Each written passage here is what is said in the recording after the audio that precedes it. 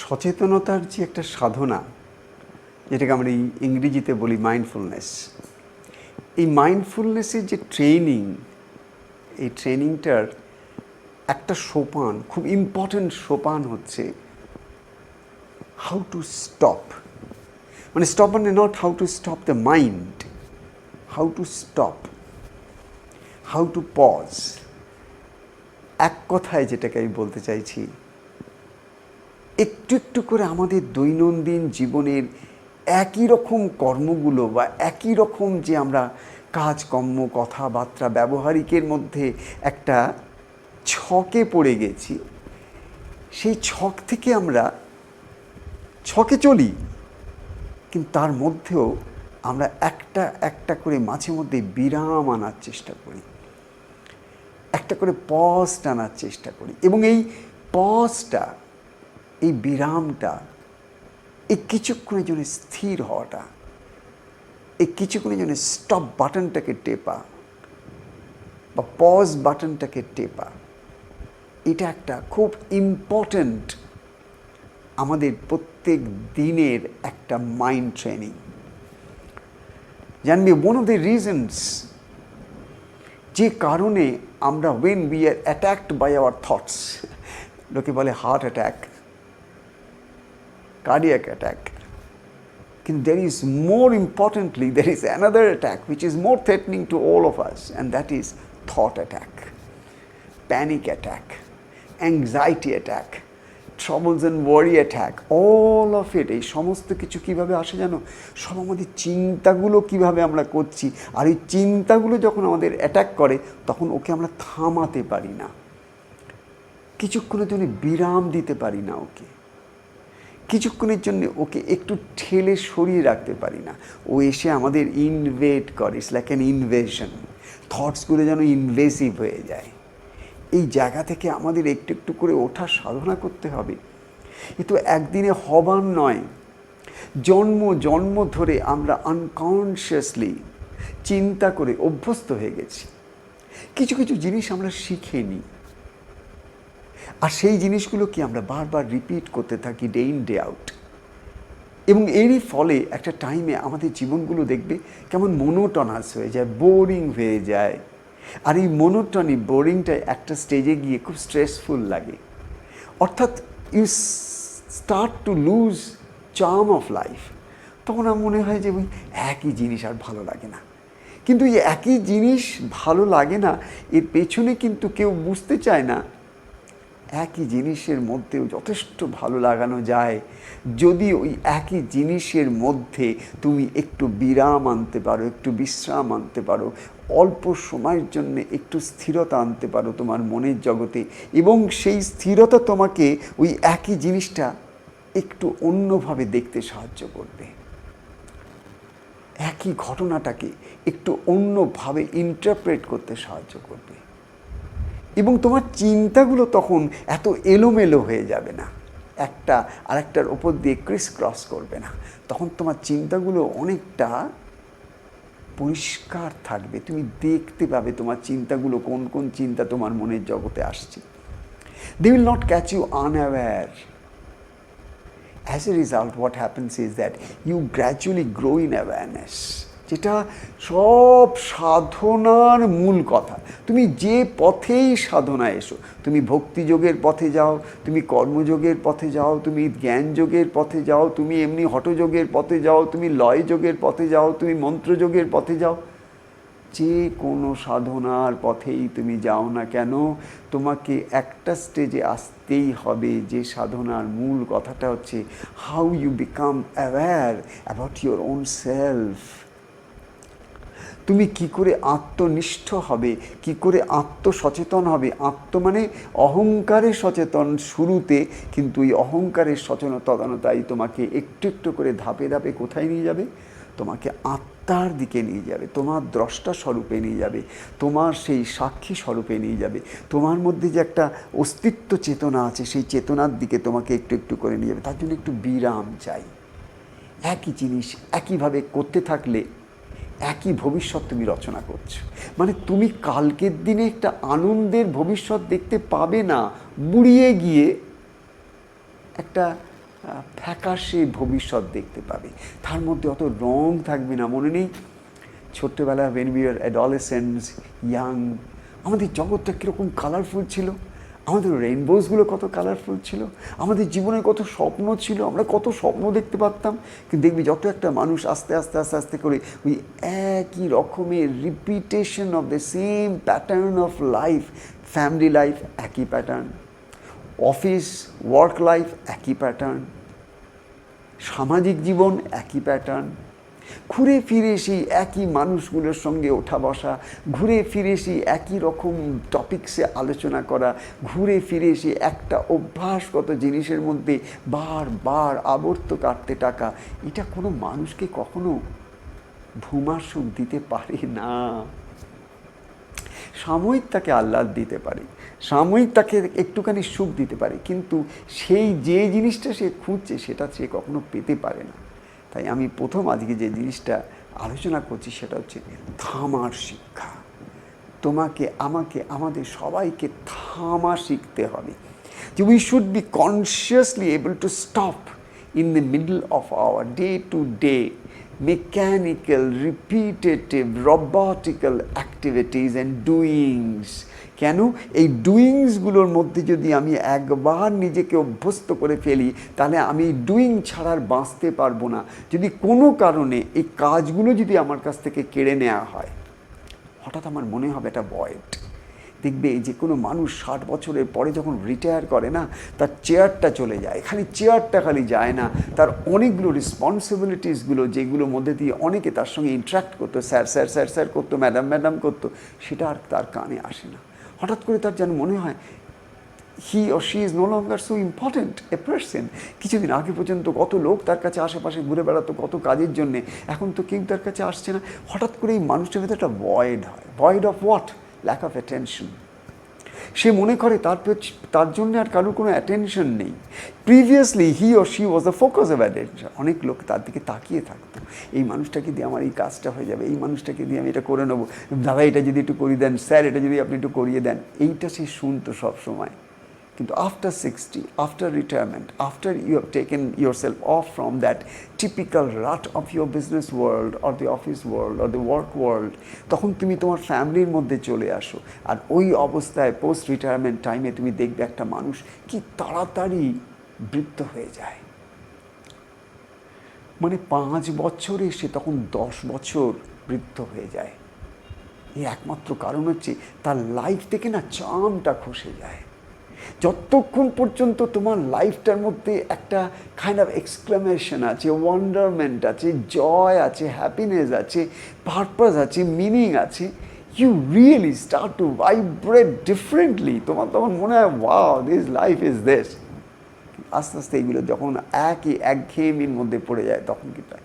তার জন্য এই সাধনাটা যেটা আমি তোমাদের সঙ্গে আলোচনা করছি, দিস ইজ কল্ড মাইন্ডফুলনেস। এই মাইন্ডফুলনেসের সাধনার মধ্যে একটা ফার্স্ট অঙ্গ হচ্ছে learn how to stop your ডুইংস and connect to your being, how to stop your thinking and connect to your being, how to stop being in the past and being in the future and bring yourself to the present, that is being. এই হচ্ছে সাধনা।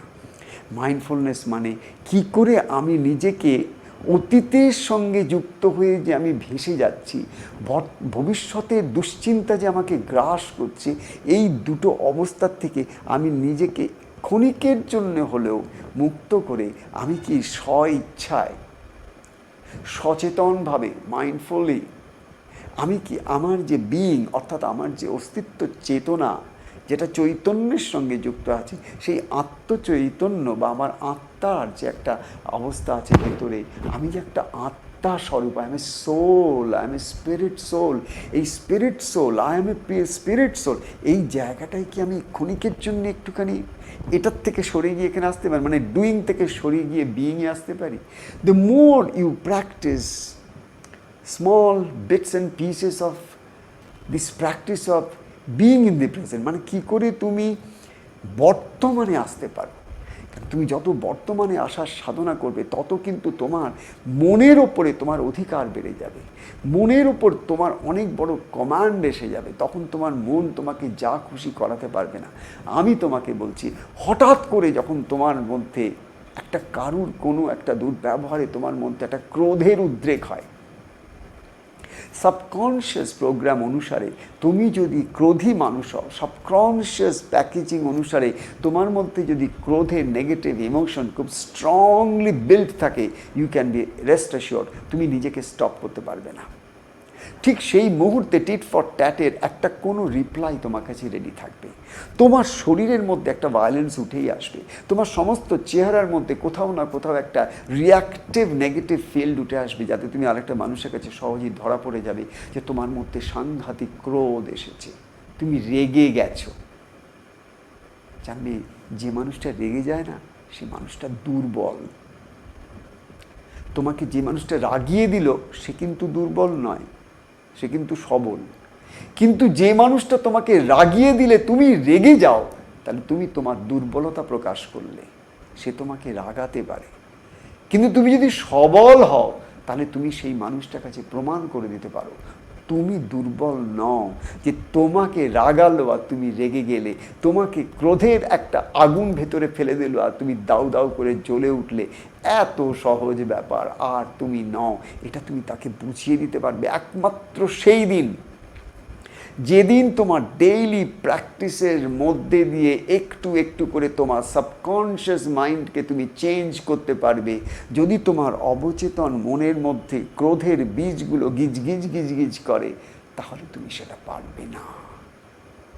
তোমাকে প্রত্যেক দিন ধ্যান সাধনার মাধ্যমে তোমার মনের সঙ্গ করতে করতে, তোমার মনের সঙ্গে ফ্রেন্ডশিপ করতে করতে, মনের চিন্তা ভাবনাগুলোর মধ্যে যে এলোমেলো ক্লাটার্স আছে সেগুলোকে একটু একটু সরাতে সরাতে, তখন তোমার মনের ভেতরেই একটা দেখবে কে যেন তোমাকে ভেতর থেকে সাহস জোটায়, পথ নির্দেশ করে।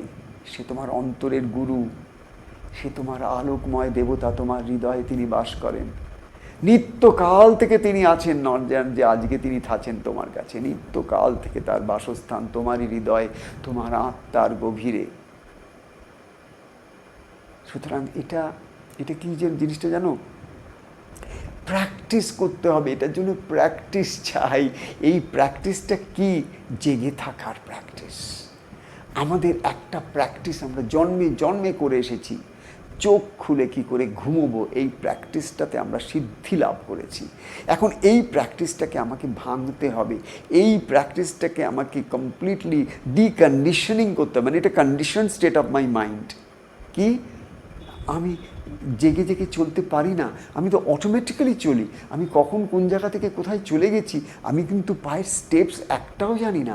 আমি ডান পাটা তুলেছি, বাঁ পাটা রেখেছি, বাঁ পাটা তুলেছি, ডান পাটা রেখেছি, একটাও কিন্তু আমি জানি না।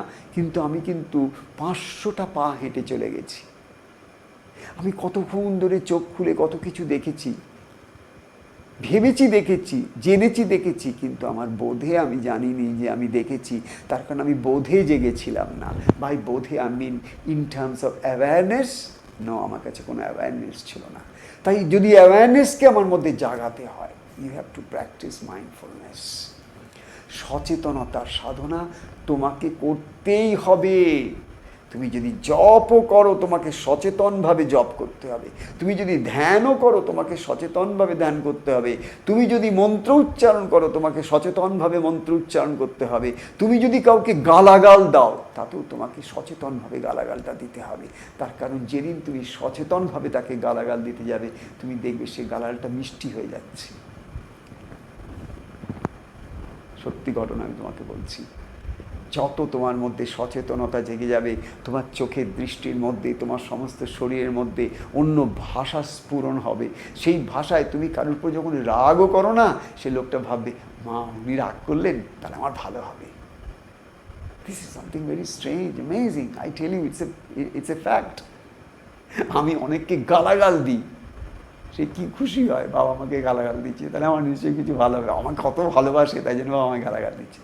সে কিন্তু একবারও তো ভাবে না যে কেন বাবা আমায় গালাগাল দিলেন, নো নো নো, ভাবে না। সে জানে আমাকে সত্যি সত্যি বাবা খুব ভালোবাসেন বলে আমাকে বেশ বকে শোকে আমাকে একটা শিক্ষা দিলেন। That's the best thing I can have, that means I am very close two বাবা। এটা হচ্ছে পজিটিভ ভাইব্রেশন দিচ্ছি একটা, কিন্তু সামথিং লাইক যে কোনো একটা মানুষের কাছে মনে হবে যে উমা ওই লোকটার সঙ্গে ক্রোধে এরম ব্যবহার করছে, কিন্তু সেটা তো হলো না। তার মানে কি, তোমার মধ্যে যে এনার্জিটা কাজ করছে সেই এনার্জিটা হচ্ছে সব থেকে প্রধান, এবং সেই এনার্জিটা over a period of time তোমাকে নতুন করে আবার একটা নতুন ঢাঁচায় ফেলতে হবে, যেটাকে আমরা ডাইস বলি। একটা নতুন ঢাঁচায় ফেলে নতুন করে তৈরি করতে হবে। সেই নতুন ঢাঁচার যে চিন্তা ভাবনা অভ্যাস, সে তোমার ভবিষ্যৎ রচনা করবে। মনে মনে শুয়ে শুয়ে যদি তুমি ভিখিরিদের মতন রাস্তায় ফুটপাতে শুয়ে, যেমন ভিখিরিরা কত পরিকল্পনা করে, তেমন করে যদি তুমি তোমার ভবিষ্যৎটাকে কল্পনা করো, হ্যাঁ, পজিটিভ থিঙ্কিং, হবে না, হবে না, হবে না। তোমার পজিটিভ থিঙ্কিংয়ের সাথে সাথে তোমার ইমোশনাল ব্যাকআপটাও চাই, তোমার সেই ধরনের অ্যাওয়েকেনিং চাই, তোমার সেই ধরনের ইমোশনাল সেট আপ চাই তোমার ভেতরে। তুমি ইমোশনালি কতটা ইনভলভ তার মধ্যে, এই সব জিনিসগুলোর পরিপ্রেক্ষিতে কি হবে, জিনিসটা আস্তে আস্তে আস্তে তুমি দেখবে তুমি তৈরি হচ্ছ ভেতর থেকে। তার মানে এক কথা, এবার আমি কিন্তু এই টপিকটার ইতি টানছি। কি ইতি টানলাম?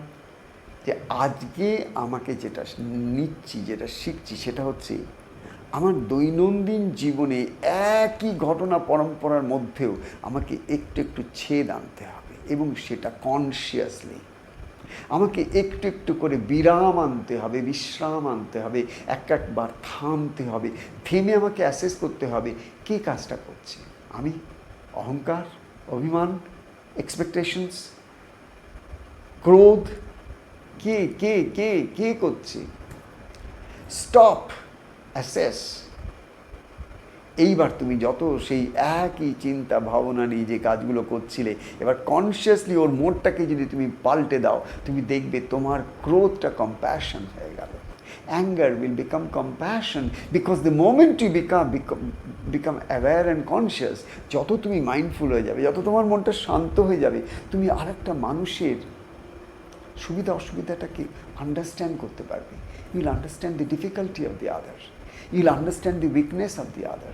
You will understand the limitations of the other. আরেকটা মানুষের লিমিটেশনসগুলো তখন তুমি গজ করতে পারবে। কিন্তু তুমি যদি তোমার মনটা ক্লাউডেড থাকে, আমি কি চাই, আমি কি বলছি, সেটা বোঝার চেষ্টা করো, এইটা যদি আমার মনের ফ্রেমওয়ার্ক হয়, you can be rest assured, আমি ওই মানুষটাকে কিন্তু আন্ডারস্ট্যান্ড করতে পারছি না।